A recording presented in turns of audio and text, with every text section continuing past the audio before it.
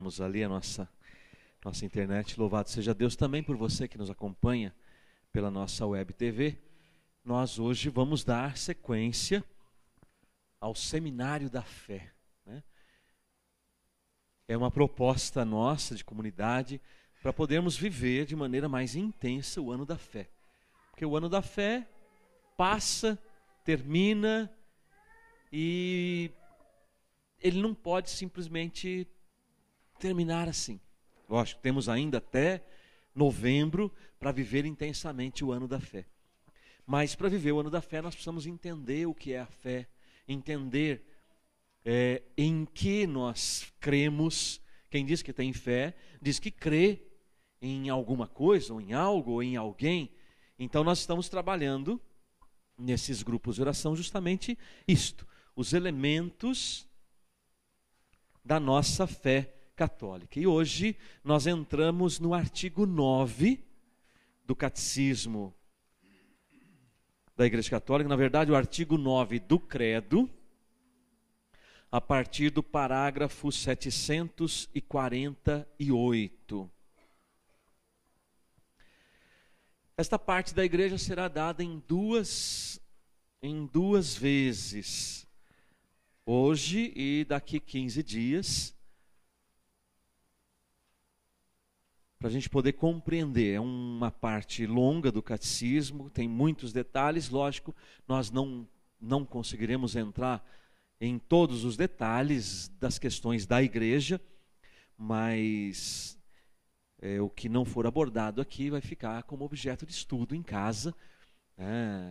Você anota, tem o parágrafo aí, tem o catecismo em casa, dá uma estudada, aprofunde a sua fé, faça algo concreto nesse ano da fé. E o artigo 9 do Credo Católico, ele diz assim: creio na Santa Igreja Católica. Esta parte do catecismo está recheada de definições da igreja a partir do Vaticano II. E lógico, o Vaticano II toma por base toda a doutrina da igreja que veio de séculos, baseado nos santos, nos padres da igreja, baseado em outros documentos. E nós temos aí sim a Lumen Gentium, que é o documento do Vaticano II, que fala da igreja, fala da vida da igreja. E justamente o concílio mostra que o artigo de fé sobre a igreja depende inteiramente dos artigos concernentes a Cristo Jesus. A igreja não tem outra luz senão a luz de Cristo. Quando o catecismo, ou melhor, quando o Vaticano II, no documento Lumen Gentium, começa a falar sobre a igreja, ele inicia o número 1 assim: sendo Cristo a luz dos povos. Então, está falando sobre a igreja, mas ele começa falando sobre Cristo, sendo Cristo a luz dos povos. E o catecismo está nos ensinando que tudo aquilo que diz respeito à igreja, quando a gente diz creio na igreja, ou melhor, creio na Santa Igreja Católica, significa que nós temos por base toda a fé em Jesus Cristo e naquilo que está ligado a Jesus Cristo. E é interessante também que o catecismo nos aponta uma observação interessante. Ela diz assim: no símbolo dos apóstolos, o símbolo dos apóstolos é o credo. Quando a gente ouve falar, o símbolo dos apóstolos é o credo. Quando a gente ouve falar no símbolo niceno-constantinopolitano, é o símbolo, é o credo, aquele mais completo ou mais explicado. Mais completo não seria o mais adequado, porque senão nós diríamos que o símbolo dos apóstolos não é completo. Ele é completo, porém o outro símbolo, ele tem elementos que ampliam a explicação sobre o que nós acreditamos. Então, quando se fala o símbolo dos apóstolos, é o credo, como nós o conhecemos. Então, no símbolo dos apóstolos, fazemos profissão de crer em uma igreja santa, e não na igreja simplesmente. para não confundir Deus com as suas obras e para atribuir claramente à bondade de Deus todos os dons que Ele pôs em sua igreja. Então não é simplesmente na igreja que nós cremos, mas nós cremos numa santa igreja, ou uma igreja santa, ou seja, ela é obra de Deus, então acreditamos em Deus na igreja. A santidade de Deus que marca a igreja, mas não simplesmente cremos numa igreja. E o catecismo faz essa observação muito oportuna, para que a gente não confunda Deus com as suas obras. Deus é Deus e as suas obras são obras de Deus. Porque em primeiro lugar nós cremos em Deus. Cremos em Deus. E Ele se manifesta através da igreja. Depois o catecismo da sequência, falando sobre a igreja como desígnio de Deus. A igreja como desígnio de Deus. E usa justamente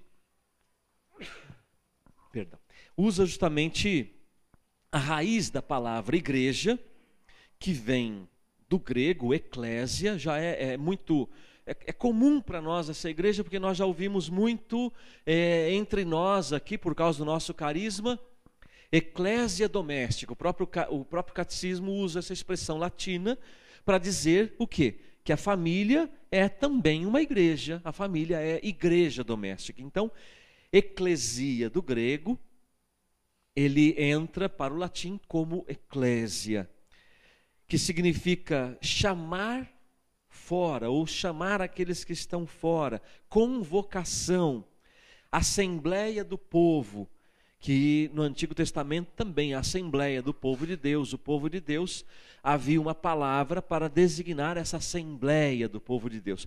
Dessa palavra no Antigo Testamento, vem para a tradução do grego como eclesia, para o latim eclésia e para o português igreja, que é exatamente a assembleia do povo de Deus reunido.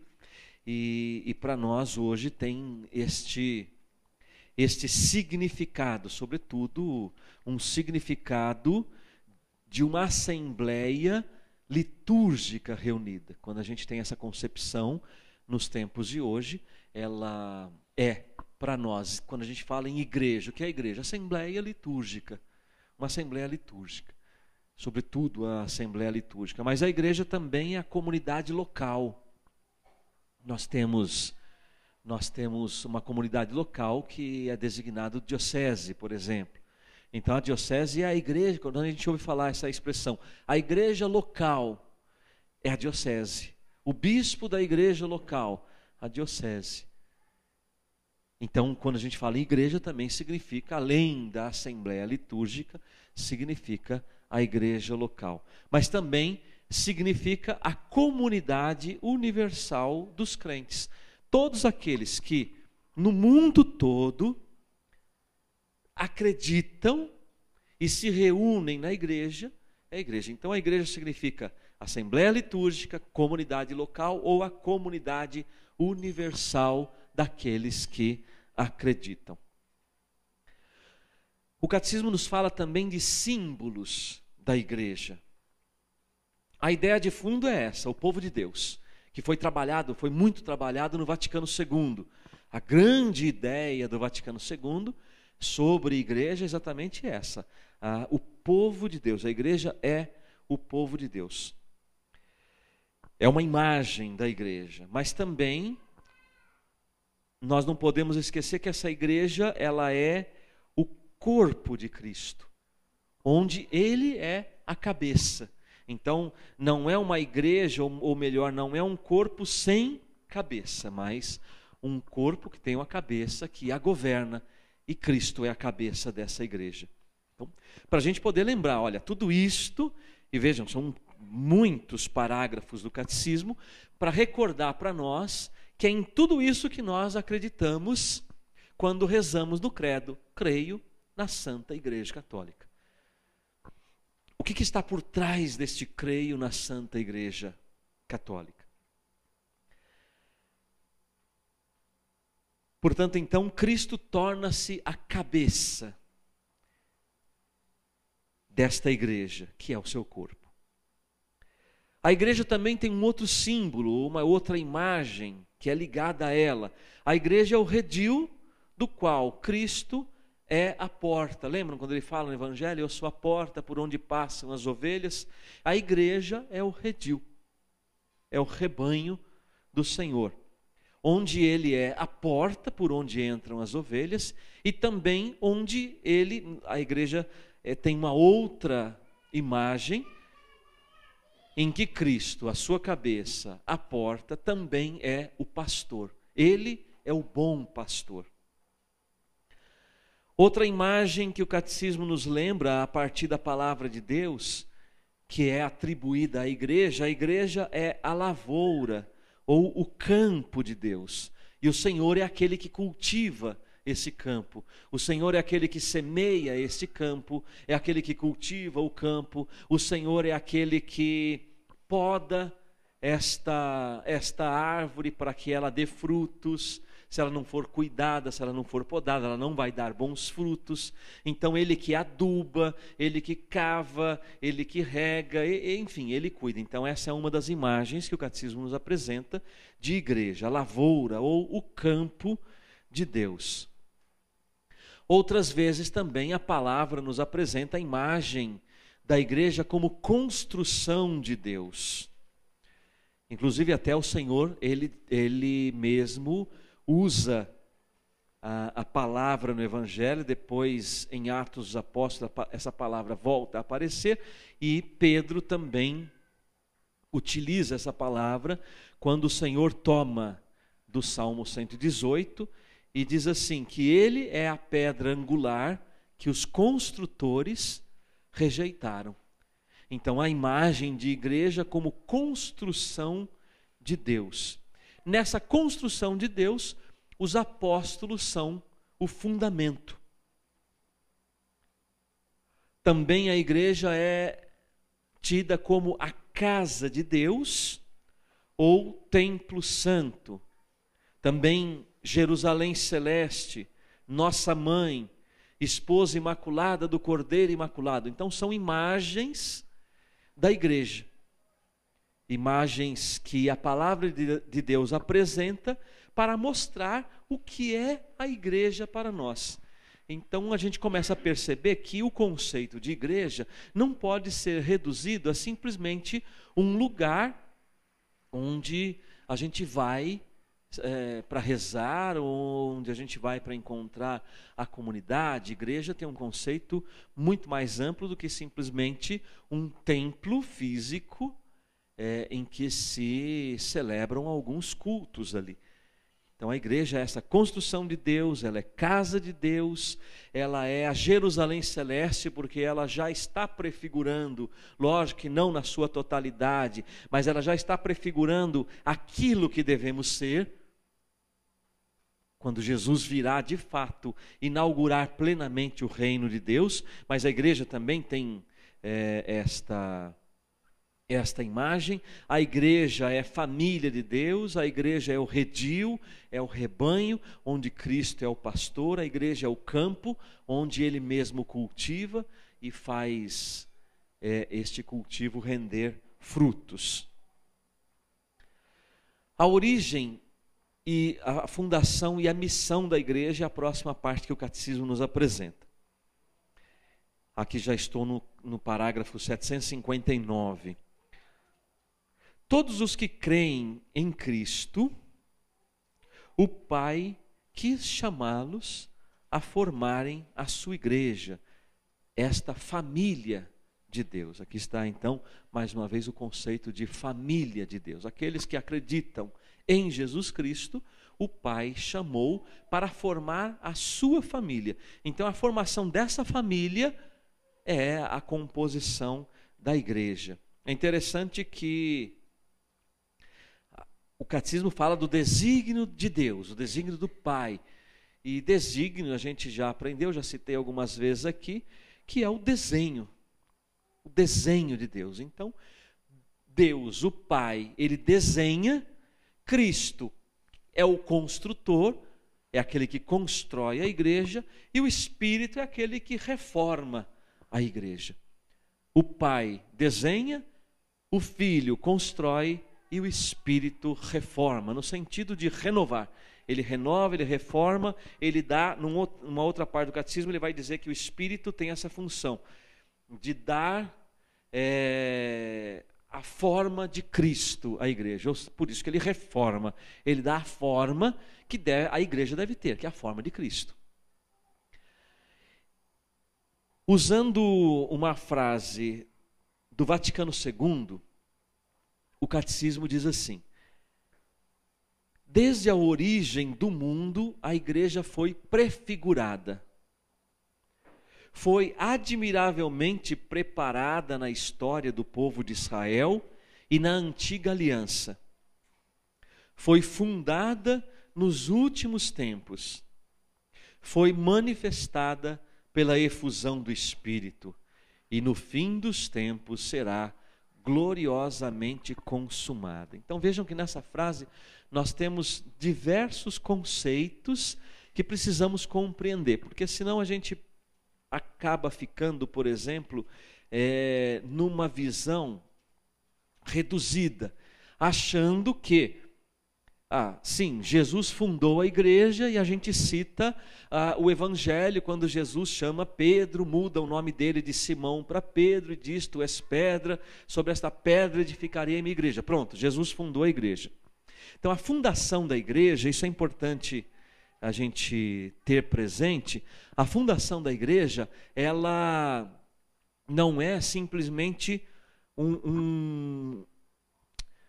não existe um ato precisamente histórico, fundacional de Jesus, que a gente pode apontar: este ato é o ato onde Jesus fundou a sua igreja, como normalmente a gente pensa.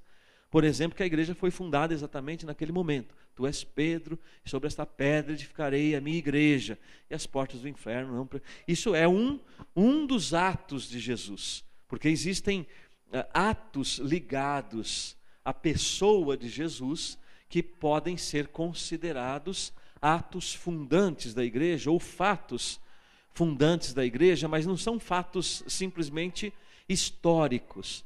Não há um fato histórico definitivo, ou, por exemplo, também, como nós aprendemos, mas é um deles, não é exclusivamente ele, que a igreja se manifesta, como nós acabamos de ler, em Pentecostes. Então, ali no dia de Pentecostes, é a data em que nasceu a igreja para o mundo. Sim, ali ela se manifestou publicamente, mas vejam que a igreja, no coração de Deus, ela vem ganhando uma concepção ao longo da história do povo de Deus. Por isso é que aqui está escrito: desde a origem do mundo, a igreja foi prefigurada. Deus pensou na igreja desde a origem do mundo, ela foi prefigurada. Foi admiravelmente preparada na história do povo de Israel e na antiga aliança. Então, toda a história do Antigo Testamento, ela é uma preparação da igreja. A igreja está presente ali, lógico, numa forma de preparação, fundada nos últimos tempos, manifestada pela efusão do Espírito, e no fim dos tempos será gloriosamente consumada. Interessante que nós temos os termos e os conceitos últimos tempos e fim dos tempos. Quando a gente diz creio na igreja, a gente tem que ter clareza sobre o que é. Se hoje você que é casado, casada, por exemplo, seu filho, sua filha chega em casa e pergunta para você, ou depois da missa do domingo, ela rezou o credo, ouviu no catecismo e pergunta para você o que é últimos tempos e o que é fim dos tempos para a igreja. Saberíamos responder? Porque isso está ligado à nossa fé. À nossa fé. E a igreja foi fundada nos últimos tempos e será gloriosamente consumada no fim dos tempos. Então, quando Jesus, ele que é fundamento e fundador da igreja, então se ele é o fundamento Ele não é somente o fundador, mas ele é o fundamento da igreja. Ou seja, a pessoa de Jesus, isso nós precisamos entender. A pessoa de Jesus, que é o Cristo, o Messias, o ungido, ele é fundamento da igreja. Então, toda a sua pessoa, todas as suas ações, todas as suas palavras, tudo aquilo que se refere à pessoa do Messias, do ungido, se refere à fundação da igreja. Então a igreja, ela é manifestada nos últimos tempos, ou seja, com a vinda de Jesus, o Messias, ao mundo, a partir da sua obra, a sua obra redentora, é inaugurado no tempo os últimos tempos. Então, os últimos tempos são os tempos da igreja. É o que nós estamos vivendo os últimos tempos. Mas não é que a nossa geração está vivendo os últimos tempos. Todas as gerações de Cristo para cá, né, os últimos tempos já estão durando 2000 anos. Então, os últimos tempos são os tempos da igreja. É o tempo da pregação do evangelho, é o tempo da oração, é o tempo da expectativa, é o tempo da espera, é o tempo da missão, é o tempo da profecia. Então é o tempo em que nós precisamos com coragem, como disse o Papa Francisco recentemente, com coragem pregar o evangelho. É o tempo da pregação do evangelho, porque é o tempo da igreja, é o tempo da igreja se manifestar. É isto. Porque a igreja, ela prepara o reino de Deus anunciado por Jesus Cristo. Ela é manifestação do reino de Deus. Ela não é o reino de Deus completo, mas ela é manifestação do reino de Deus que está a caminho, mas ao mesmo tempo já está no meio de nós, não plenamente realizado. Mas também nós não podemos dizer, não, o reino de Deus simplesmente ainda vai chegar. Não, Jesus já anunciou, o reino de Deus está no meio de vós. Porque o próprio Jesus, com toda a sua obra de salvação e a redenção que ele realiza, já é o reino de Deus. Já é o reino de Deus. A igreja que Jesus inaugura, funda, já é manifestação desse reino de Deus. Lógico que ainda caminhando na história e nas imperfeições da nossa história e nas limitações humanas. Mas a igreja é chamada, e nós somos igreja porque fomos inseridos nela, enxertados nela pelo batismo, então somos chamados a manifestar o reino de Deus. Então nós fazemos parte desse reino de Deus e somos testemunhas do reino de Deus. Quando Jesus diz, o reino de Deus chegou, o reino de Deus está no meio de vós, o reino de Deus está dentro de vós. O reino de Deus está dentro de vós. Ou seja, aquilo que o Senhor realiza em nós a partir do batismo é manifestação do reino. Então a nossa vida deveria ser um testemunho do reino de Deus, enquanto pertencentes a esta igreja. É manifestação do reino de Deus. Então é o tempo, nós estamos então nos últimos tempos, é o tempo de Jesus, é o tempo da igreja. Quando que os últimos tempos terminam? Terminam quando chegar o final dos tempos. Só o Pai sabe. O que marca o final dos tempos? Os sinais todos que estão na Bíblia, na Sagrada Escritura, e o fato histórico da parousia, que a gente sabe que significa a volta do Senhor. Parousia significa o retorno do Senhor, a segunda vinda de Cristo. Então, quando Ele voltar, e nós rezamos isso no credo, quando Ele voltar, Ele volta então para inaugurar de fato e definitivamente o reino de Deus em plenitude. Então, este fato histórico da segunda vinda de Jesus é o final dos tempos, com todos os acontecimentos que o precedem, porque são sinais que estão na Sagrada Escritura. Então, últimos tempos é o tempo da igreja. Significa, é tempo de trabalhar, porque nós estamos nos últimos tempos. A igreja foi querida por Deus, foi pensada por Deus desde a criação do mundo. Ela foi preparada durante toda a história do povo de Israel e manifestada nos últimos tempos na obra de Jesus Cristo e na manifestação do Espírito Santo, que é o Pentecostes. O Pentecostes dá um caráter público para a igreja, mas não é um fato histórico que marca a fundação da igreja. Então nós temos que reunir todos esses outros fatos, porque a igreja não tem uma fundação simplesmente histórica, mas messiânica. E se ela é messiânica na sua fundação, é porque Cristo, o Messias, é o fundamento. Quando foi fundada a igreja? Quando Jesus disse para Pedro, tu és pedra. Não, quando o Espírito Santo veio sobre os apóstolos, a igreja se manifestou. Não, ali e ali também, mas em toda a obra da pessoa de Jesus Cristo.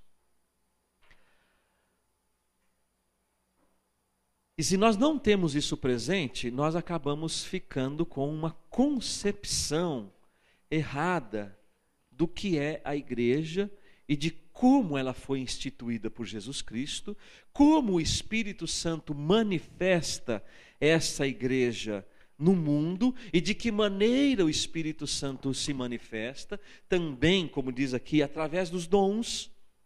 Quando o catecismo diz que através dos dons carismáticos e hierárquicos, que é a manifestação do Espírito, ele está manifestando a igreja. A igreja acontece com a manifestação dos dons.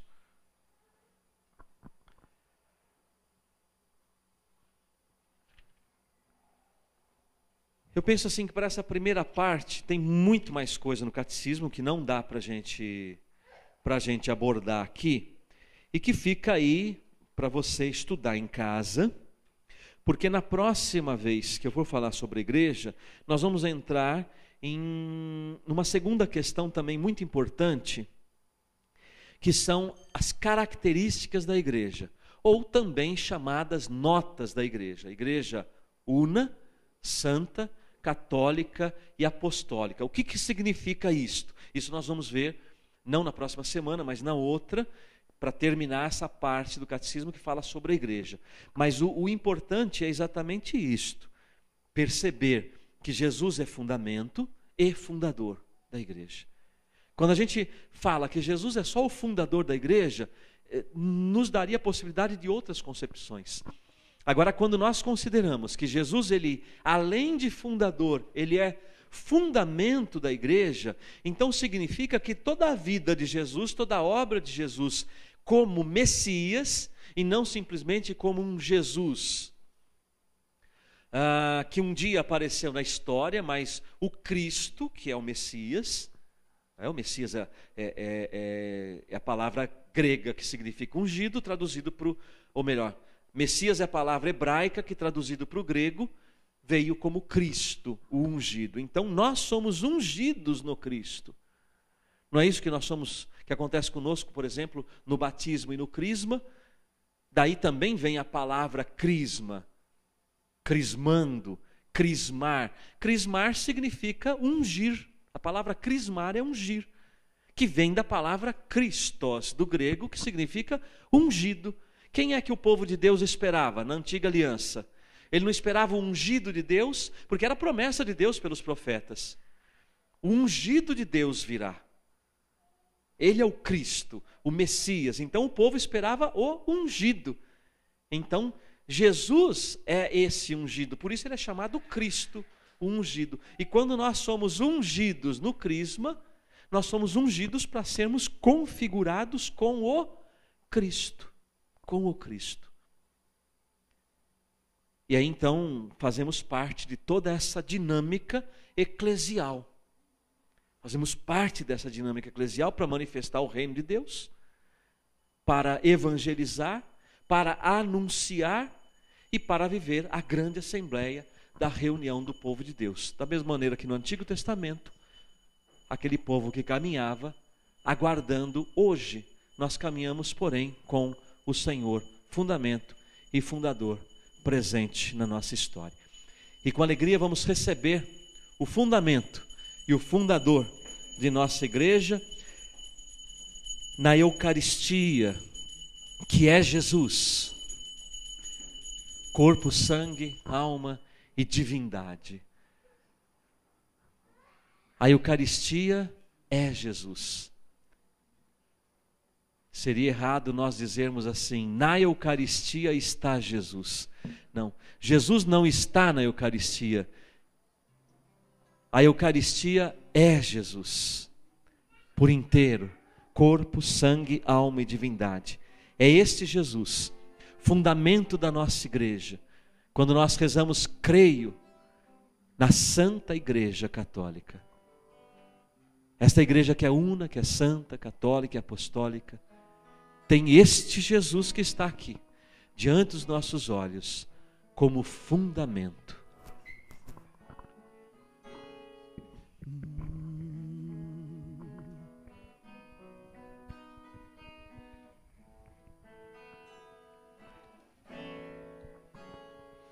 Diante de tua presença me encontro, Senhor, Deus infinito, o teu olhar me acompanha e sabes quem sou. Ao enxergar tua grandeza e minha pequenez, eu reconheço que minha história é nada sem o teu amor. Por isso venho te buscar, porque eu preciso, meu Deus, em teus braços estar, morar em teu coração e entregar-me a ti inteiramente. Me abandonarei em ti, Senhor, em ti repousarei. A tua ternura me acolhe, com refúgio seguro encontrei. O meu coração venho a ti render. Toma meu ser, meu querer. Recebe, Senhor, minha vida como prova viva de amor em teu altar, Senhor.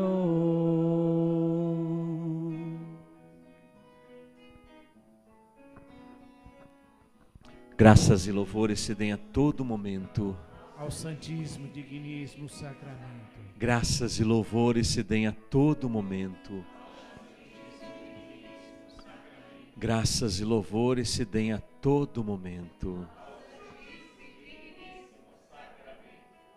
E diante do Senhor, se você tem a oração que foi distribuída no início do seminário, vamos ficar em pé, porque o povo de Deus que acredita, professa em pé a sua fé, e rezarmos juntos no início dessa adoração, o creio, este creio niceno-constantinopolitano, que vai nos explicando com mais detalhes a nossa fé católica, professando esta fé com alegria, professando esta fé diante de Jesus, fundamento e fundador da igreja. Jesus, fundamento e fundador, e que manifesta, através da ação do Espírito Santo, aquele que Ele deixou para dar continuidade na sua obra, agindo em nós, aqueles que foram batizados, aqueles que receberam o Espírito, e que receberam também com o Espírito o dom de crer, e por isso então professamos esta fé, uma fé não simplesmente na igreja, mas numa igreja santa, que é obra de Deus, porque cremos em Deus. Creio em um só Deus, Pai Todo-Poderoso, Criador do céu e da terra, de todas as coisas visíveis e invisíveis. Creio em um só Senhor, Jesus Cristo, Filho unigênito de Deus, nascido do Pai antes de todos os séculos, Deus de Deus, luz da luz, Deus verdadeiro de Deus verdadeiro, gerado, não criado, consubstancial ao Pai. Por ele todas as coisas foram feitas, e por nós, homens, e para nossa salvação, desceu dos céus e encarnou pelo Espírito Santo no seio da Virgem Maria e se fez homem. Também por nós foi crucificado sob Pôncio Pilatos, padeceu e foi sepultado. Ressuscitou ao terceiro dia, conforme as Escrituras, e subiu aos céus, onde está sentado à direita do Pai. De novo há de vir em sua glória, para julgar os vivos e os mortos, e o seu reino não terá fim. Creio no Espírito Santo, o que dá a vida, e procede do Pai e do Filho, e com o Pai e o Filho é adorado e glorificado. Ele que falou pelos profetas. Creio na Igreja una, santa, católica e apostólica. Professo um só batismo para a remissão dos pecados e espero a ressurreição dos mortos e a vida do mundo que há de vir. Amém. Você já pensou, e aqui diante de Jesus, que graça que Deus concedeu à sua vida, de pertencer a essa igreja. Essa igreja que Deus pensou desde a criação do mundo. Na criação do mundo, a igreja já estava presente no coração de Deus, nos pensamentos de Deus, nos projetos, nos desígnios de Deus. Deus já desenhava a igreja no início da criação do mundo e nos pensou nesta igreja. O dia do nosso batismo foi o dia que oficialmente ingressamos nessa igreja. O dia que nos tornamos católicos foi o dia do nosso batismo. Ali de uma forma misteriosa, mas eficaz. Pelo batismo fomos incorporados neste corpo de Cristo, que é a igreja. É um dia memorável para nós. É um dia para ser comemorado. É um dia para ser louvado. E hoje nós somos convidados pelo Senhor para pensar na graça de pertencer a este corpo, onde Ele é a cabeça. Pertencemos a esta família, onde Ele mesmo nos convidou a fazer parte desta família. Pertencer a esta construção, onde Ele é a pedra fundamental, mas também quis usar os apóstolos e toda a sucessão apostólica como parte do fundamento dessa igreja e que nós acreditamos. Esta igreja que é mãe também e que alimenta os seus filhos. É da igreja que nós temos a própria Eucaristia, Jesus Eucarístico que está diante de nós.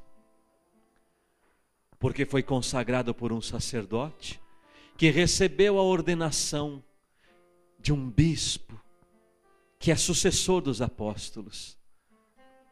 A igreja que, como mãe, nos dá o alimento da Eucaristia, o alimento da liturgia, o alimento do perdão, o alimento dos sacramentos. A igreja que nos forma, a igreja que nos acolhe.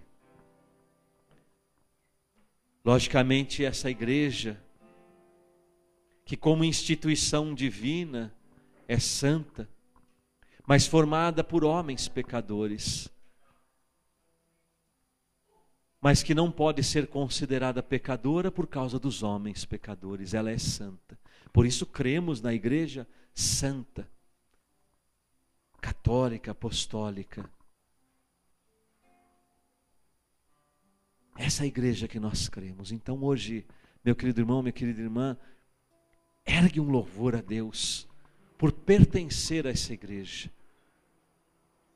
Tenta lembrar a data do seu batismo. Quando você foi batizado? Porque foi naquele dia que a ação do Espírito Santo misteriosamente te colocou como membro dessa igreja. Naquele dia você começou uma nova caminhada na sua vida. Seja criança, recém-nascido, uma criança maior ou até mesmo adulto, mas aquele dia para você é especial.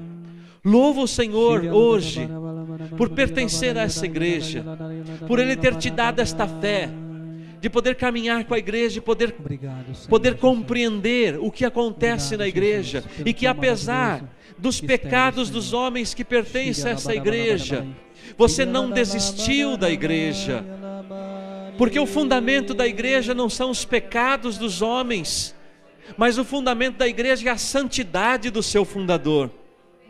Este é o grande fundamento da igreja, a santidade do fundador, que é o fundamento dessa igreja. E pela fé que recebemos um dia no batismo, nos foi dado acreditar em Jesus. Esse Jesus que um dia entrou na nossa vida, esse Jesus que nos proporcionou uma experiência, um encontro pessoal, uma experiência do seu amor, do amor do Pai. Experimentamos a ação do Espírito Santo. Somos alimentados diariamente, ou no mínimo, semanalmente no domingo, pela Eucaristia. É graça que nós alcançamos na igreja. É graça que o Espírito Santo nos faz crer, nos faz acreditar. Por isso, Senhor, te louvamos hoje, te bendizemos pela Assembleia do povo de Deus reunida, Senhor, em torno de Ti, que é a Tua igreja. Nós hoje aqui somos uma parcela deste povo, Senhor. Nós aqui hoje, Senhor, somos um pequeno rebanho de todo o Teu rebanho, uma parcela do Teu rebanho, Senhor. Somos ovelhas, Senhor, do Teu rebanho. Fazemos parte do Teu redil, Senhor, onde Tu és o pastor, Tu és o bom pastor. Obrigado porque na igreja nós somos guiados por Ti, Senhor. Nós não somos um povo errante, como um dia o Teu povo, Senhor, por causa da cabeça dura que tinha, andou errante no deserto.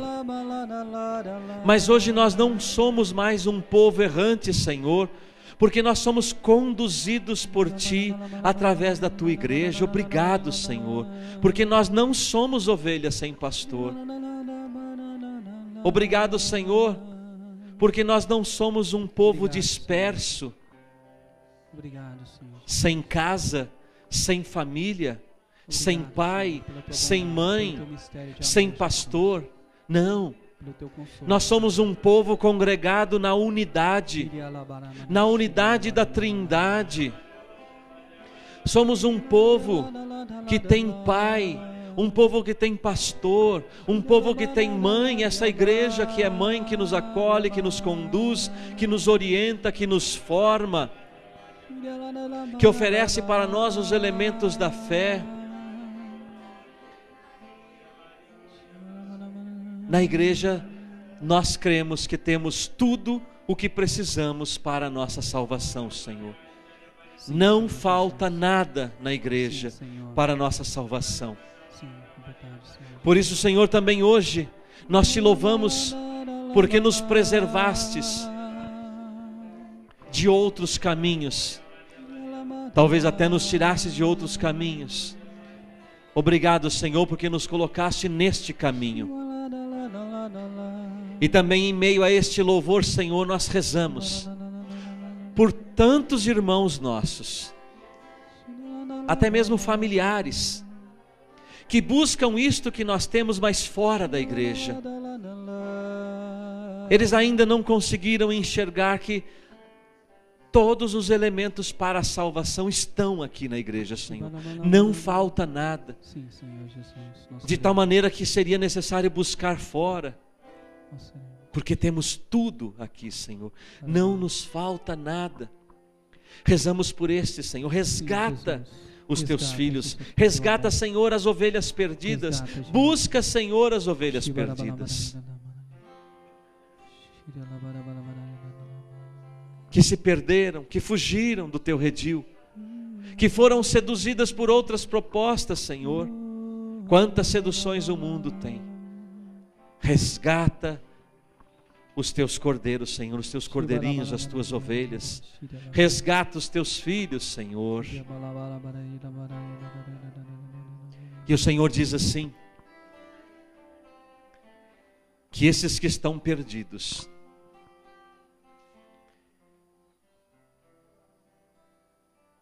o braço do Senhor de pastor, que vai atrás das ovelhas perdidas, são os batizados, somos nós batizados.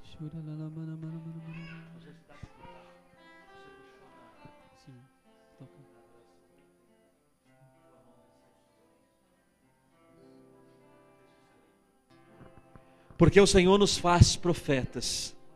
E o Senhor diz que é pela profecia da igreja que nós precisamos buscar aqueles que estão perdidos.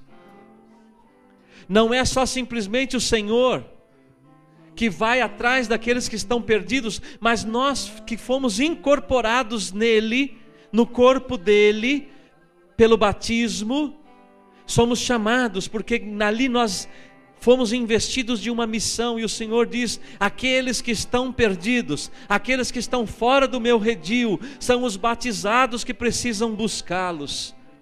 São aqueles que acreditam em mim, são aqueles que professam a fé em mim, são aqueles que professam a fé na minha igreja. Estes que acreditam é que precisam buscar aqueles que se perderam.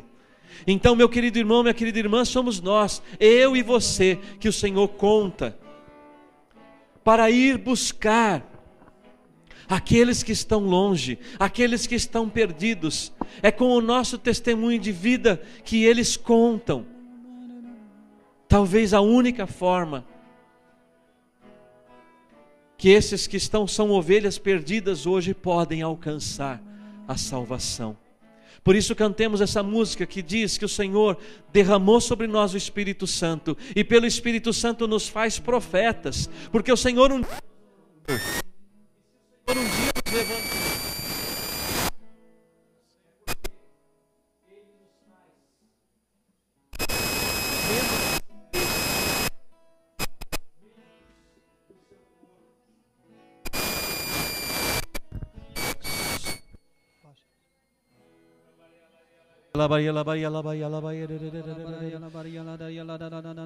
E se o Senhor derramou sobre nós o Espírito Santo, é porque Ele nos faz membros do seu corpo e participantes da sua missão. Por isso, irmãos, como igreja reunida, cantemos, renovando a presença do Espírito Santo, o derramamento do Espírito Santo sobre nós. Assuma, você que é batizado, você que é batizada, a tua condição de profeta. Você é chamado a ser profeta neste mundo, pela fé que o Senhor deu pelo Espírito Santo no seu batismo. Assuma esta missão. Tua mão desceu sobre mim e me retirou da escuridão. Deu-me mãos e voz de profeta, deu-me um coração adorador. Tua mão desceu sobre mim e me retirou da escuridão. Deu-me mãos e voz de profeta, deu-me um coração adorador. Derrama sobre mim teu Espírito, Senhor. Graças e louvores se deem a todo momento. Meu coração. Graças e louvores se deem a todo momento. Graças e louvores se deem a todo momento ao Santíssimo e Diviníssimo Sacramento. Tua mão desceu sobre mim e me retirou da escuridão. Deu-me mãos e voz de profeta, deu-me um coração adorador. Tua mão desceu sobre mim e me retirou da escuridão. Deu-me mãos e voz de profeta, deu-me um coração adorador.